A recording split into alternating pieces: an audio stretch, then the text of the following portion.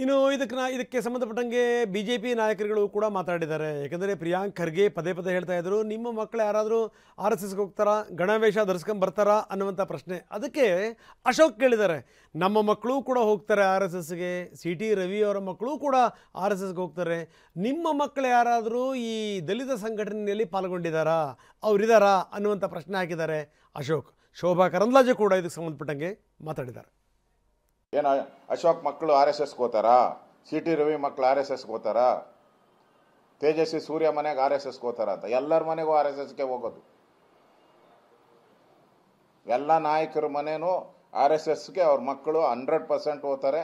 100% ಅವರೆಲ್ಲರೂ RSS ಅವರೇ, ಪ್ರಶ್ನೆನೇ ಇಲ್ಲ. ನನ್ನ ಮಕ್ಕಳು RSSಗೆ ಶಾಖೆಗೆ ಹೋಗಿದ್ದಾರೆ, ನಾನು ಹೋಗಿದ್ದೀನಿ, CT ರವಿ ಮಕ್ಕಳು ಹೋಗಿದ್ದಾರೆ. ನಿಮ್ಗೆ ಕೇಳಕ್ಕೆ ಮುಂಚೆ ನಿಮ್ಮ ಮಕ್ಕಳು ಹೋಗಿದ್ದಾರಾ? ಈ ದಲಿತ ವಿಚಾರಗಳನ್ನ ಇಟ್ಕೊಂಡು ಎಂದಾದರೂ ರಸ್ತೆ ತಡೆ ಚಳುವಳಿ ಮಾಡಿದಾರ ನಿಮ್ಮವರು? ಹೇಳಿ. ನನ್ನ ಮಗ ಮಂಡ್ಯದಲ್ಲಿ ಇದ್ರದ್ದು ಏನು ಹನುಮತ್ ಧ್ವಜ ಹೋರಾಟ ಆದಾಗ ನನ್ನ ಮಗ ಹೋಗಿದ್ದ, ಹನುಮತ್ ಧ್ವಜ ಹೋರಾಟದಲ್ಲಿ ಭಾಗವಹಿಸಿದ್ದ. ನನ್ನ ಮಗ ಹನುಮತ್ ಧ್ವಜ ಹೋರಾಟದಲ್ಲಿ ಭಾಗವಹಿಸಿದ್ದಾರೆ. ಹೋಗಿದ್ದಾರಾ ನಿಮ್ಮ ಮಕ್ಕಳು? ನಿಮ್ಮ ಮಕ್ಕಳೆಲ್ಲ ಎಲ್ಲಿದ್ದಾರೆ? ದಲಿತರ ಪರವಾಗಿದ್ದಾರ ನಿಮ್ಮ ಮಕ್ಕಳೆಲ್ಲ? ಹೇಳಿ. ನಮ್ಮ ಮಕ್ಕಳಿಗೆ ಹೇಳ್ತಿರಲ್ಲ, ನಿಮ್ಮ ಮಕ್ಕಳು ಯಾವ ಹೋರಾಟದಲ್ಲಿ, ದಲಿತ ಸಂಘಟನೆ ಹೋರಾಟದಲ್ಲಿ ನಿಮ್ಮ ಮಕ್ಕಳು ಭಾಗವಹಿಸಿದ್ದಾರೆ, ಅದನ್ನು ಬಿಡುಗಡೆ, ನಮ್ಮನ್ನು ಕೇಳಕ್ಕೆ ಮುಂಚೆ ನೀವು ಬಿಡುಗಡೆ ಮಾಡ್ರಿ. ನಮ್ಮ ಮಕ್ಕಳಂತೂ ಗ್ಯಾರಂಟಿ ಹೋಗಿದ್ದಾರೆ, 100%, ಡೌಟೇ ಇಟ್ಕೊಂಬೇಡಿ. ಯಾರಿಗೆ ಭಯ ಇದೆ, ಯಾರಿಗೆ ಅಧಿಕಾರ ಕಳ್ಕೊಳ್ಳುವಂತ ಭಯ ಇದೆ, ಅವರು ಇಂಥ ಹೀನ ಕೆಲಸವನ್ನ, ಹೇಯ ಕೆಲಸಗಳನ್ನ ಮಾಡ್ತಾರೆ.